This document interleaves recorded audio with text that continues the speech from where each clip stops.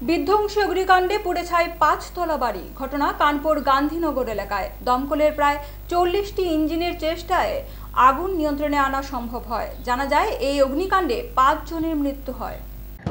রবিবার রাতে ভয়াবহ অগ্নিকাণ্ডের জেরে মৃত্যু হয় ৫ জনের। এই চাঞ্চল্যকর ঘটনা ঘটেছে কানপুরের গান্ধীনগর এলাকায়।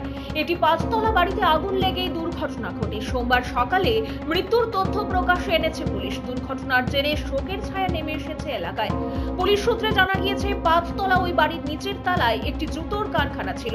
সেই কারখানায় শর্ট সার্কিট থেকে সেখানে আগুন লাগে। প্রচুর দাহ্য পদার্থ থাকায় মুহূর্তের মধ্যে আগুন ভয়াবহ আকার ধারণ করে। মুহূর্তের মধ্যে গোটা বাড়ি চলে যায় আগুনের গ্রাসে। আগুনের জেরে আটকে পড়েন উপরের তলার বাসিন্দারা। সঙ্গে সঙ্গে খবর পাঠানো হয় দমকলে। খবর পেয়ে তড়িঘড়ি সেখানে আসে দমকলের অন্তত ৪০টি ইঞ্জিন। দীর্ঘ চেষ্টার পর আগুন নেভানো সম্ভব হলেও ততক্ষণে ৫ জনের মৃত্যু হয়। দমকলের তরফে জানানো হয়েছে, আগুনের তীব্রতা এতটাই ছিল যে বিপদ এড়াতে আশপাশের বাড়িগুলি খালি করে দেওয়া হয়।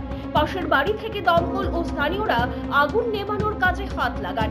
ওই বাড়ির ভেতর জুতো তৈরির জিনিসপত্রের পাশাপাশি সিলিন্ডার, এসি, রাসায়নিক ড্রাম ছিল, যার জেরে একের পর এক বিস্ফোরণ ঘটতে থাকে। আতঙ্ক ছড়ায় এলাকায়। ৫ জনের মৃত্যু হলেও ওই বাড়িতে থাকা বাকিদের উদ্ধার করেছে উদ্ধারকারী দল। ভোর ৩টে নাগাদ আগুন নিয়ন্ত্রণে এলে বাড়ির ভেতর ঢুকে ৫ জনের মৃতদেহ উদ্ধার করেন দমকল কর্মীরা। দুর্ঘটনার খবর পেয়ে রাতেই ঘটনাস্থলে পৌঁছান স্থানীয় বিধায়ক, মেয়র, এডিএম সহ অন্যান্য প্রশাসনিক আধিকারিকরা।